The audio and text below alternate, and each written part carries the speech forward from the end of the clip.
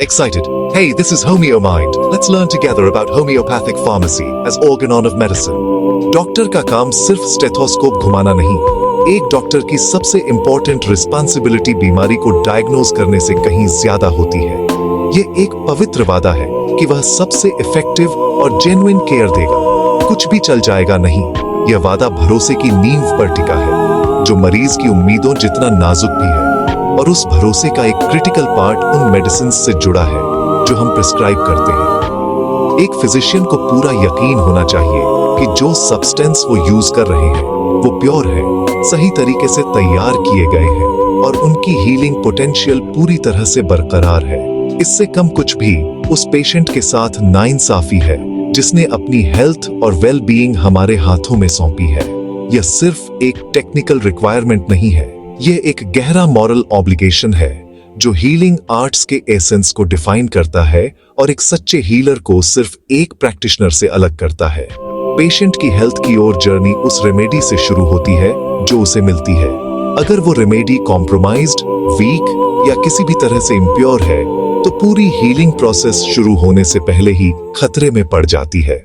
Nature खुद एक बहुत बड़ी और पावरफुल फार्मेसी है जिसमें ऐसे सब्सटेंस भरे हैं जिनमें बहुत ही डीप मेडिसिनल प्रॉपर्टीज हैं। कई प्लांट्स और कुछ एनिमल डिराइव्ड मटेरियल्स भी अपनी सबसे स्ट्रॉन्ग हीलिंग एनर्जी तब देते हैं जब वे अपनी फ्रेश रॉ स्टेट में होते हैं।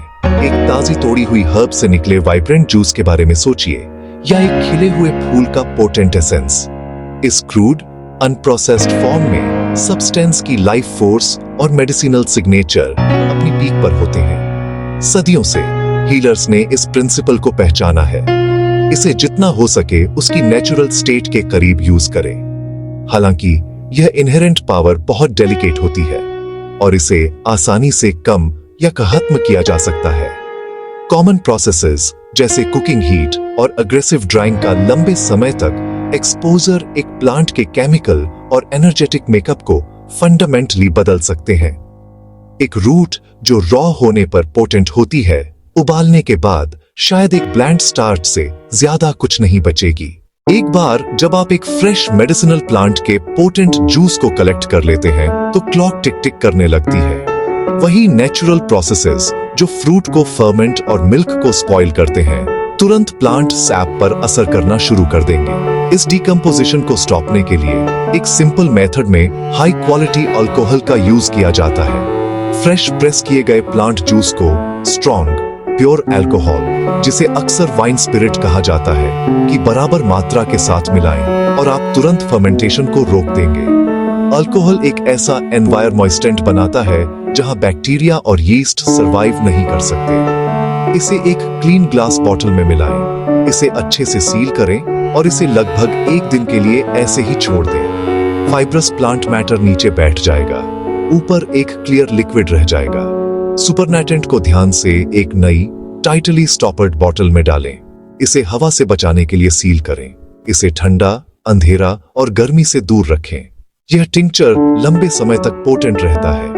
चिपचिपे म्यूसिलेज या प्रोटीन हैवी एल्ब्यूमिन से भरपूर प्लांट्स को ज्यादा अल्कोहल रेशियो की जरूरत होती है।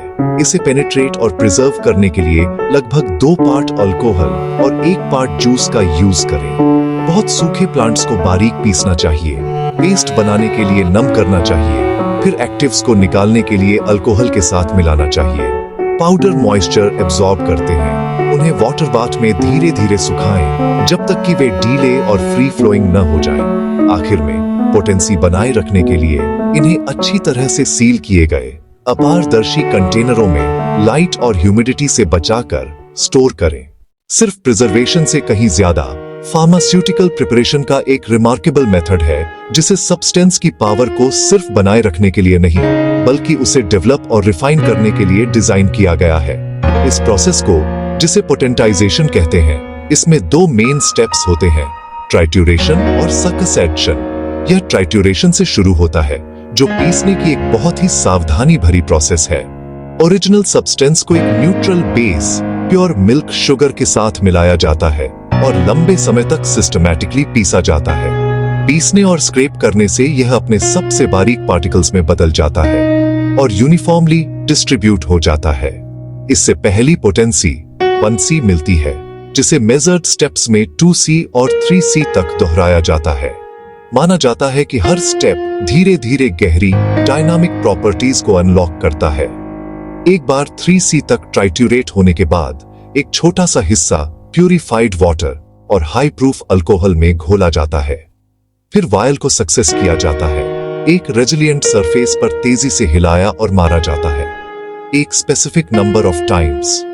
यह सीक्वेंस हायर पोटेंसीज जैसे कि वाइडली यूज होने वाली 30C को अचीव करने के लिए दोहराया जाता है। फाइनल लिक्विड छोटे अब्सॉर्बेंट शुगर पिल्स को मेडिकेट कर सकता है, जिन्हें फिर सुखाया और स्टोर किया जाता है। ये पिल्स स्टेबल, कन्वीनियंट, आसानी से एडमिनिस्टर की जा सकती है और ओरिजिनल सब्सटेंस की अनलॉक की हुई फोर्स को कैरी करती है। मेडिसिन को तैयार करने और प्रिजर्व करने में जो सावधानी बरती जाती है वह सिर्फ एक टेक्निकल एक्सरसाइज से कहीं ज्यादा है। यह एक फिजिशियन की एथिकल और मॉरल ड्यूटी का अल्टीमेट एक्सप्रेशन है। जब एक डॉक्टर पर्सनली एक रेमेडी की क्वालिटी को एंश्योर करता है तो वह इसे पूरे कॉन्फिडेंस के साथ एडमिनिस्टर कर सकता है, ये जानते हुए कि वे अपने पेशेंट को हीलिंग का सबसे अच्छा पॉसिबल चांस दे रहे हैं। ये कॉन्फिडेंस पेशेंट तक पहुंचता है, जिससे ट्रस्ट और बढ़ता है। ऐसी दुनिया में जहां शॉर्टकट कॉमन है, जो फिजिशियन केयरफुल स्टेप्स फॉलो करता है वह एक पावरफुल स्टेटमेंट देता है। वे कन्वीनियंस से ज्यादा वेल बीइंग को प्रायोरिटी देते हैं, स्पीड से ज्यादा, प्रॉफिट से ज्यादा। यह ट्रू इंटेंडेड इफेक्ट की गारंटी देता है, न कि एक वीक या ऑल्टर्ड वर्जन की। डिलीजेंस एक्सीलेंस के एक स्टैंडर्ड को बनाए रखता है, जिससे सभी को फायदा होता है। पेशेंट्स को बेहतर केयर मिलती है, आउटकम्स इंप्रूव होते हैं, पब्लिक फेथ मजबूत होता है। हर सील की गई बॉटल, हर सूखा पाउडर, हर पोटेंसी जो प्रिसाइजली तैयार की जाती है वह ट्रस्ट बनाती है। आखिर में गोल हीलिंग का सबसे जेंटल, इफेक्टिव और रिलायबल तरीका है। इस रिस्पांसिबिलिटी को अपनाकर डॉक्टर अपनी सबसे पवित्र प्रॉमिस को पूरा करता है, बीमारों की हेल्थ को रिस्टोर करने के लिए अपनी पूरी ताकत लगाना।